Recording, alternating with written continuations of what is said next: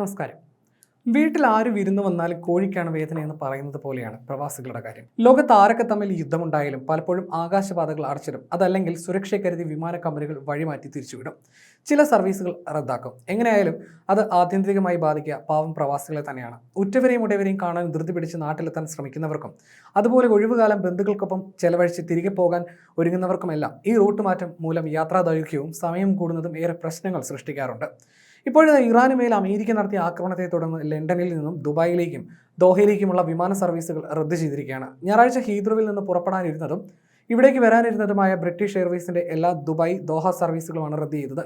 American ആക്രമണത്തിന് പിന്നാലെയാണ് വിമാന കമ്പനി ഇക്കാര്യം അറിയിച്ചത്. ആക്രമണത്തെ തുടർന്ന് ഇസ്രയേലും അവരുടെ വ്യോമപാത പൂർണ്ണമായും അടച്ചിരിക്കുകയാണ്. ശനിയാഴ്ച രാത്രി ഹീത്രൂവിൽ നിന്ന് ദുബായിലേക്ക് യാത്ര തിരിച്ച ഒരു BA വിമാനം സൂറിച്ചിലേക്ക് തിരിച്ചുവിടേണ്ടതായി വന്നിരുന്നു. ഇതിനുശേഷമാണ് ബ്രിട്ടീഷ് എയർവേസ് ഇത്തരത്തിലൊരു തീരുമാനമെടുത്തത്. സമീപകാല സംഭവങ്ങളുടെ വെളിച്ചത്തിൽ യാത്രക്കാരുടെയും ജീവനക്കാരുടെയും ജീവന് സുരക്ഷ ഉറപ്പാക്കാനാണ് പല ഷെഡ്യൂളുകളും മാറ്റിയതെന്ന് ബ്രിട്ടീഷ് എയർവേസ് അറിയിക്കുന്നു.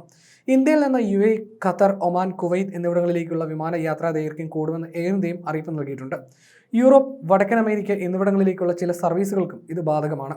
സംഘർഷവുമായി ബന്ധപ്പെട്ട സുരക്ഷാ ഉപദേഷ്ടാക്കളുമായി കൂടിയാലോചന നടത്തുന്നുണ്ടെന്നും സ്ഥിതി വീണ്ടും മോശമായാൽ കൂടുതൽ മുൻകരുതലെടുക്കുമെന്നും കമ്പനി അറിയിച്ചു.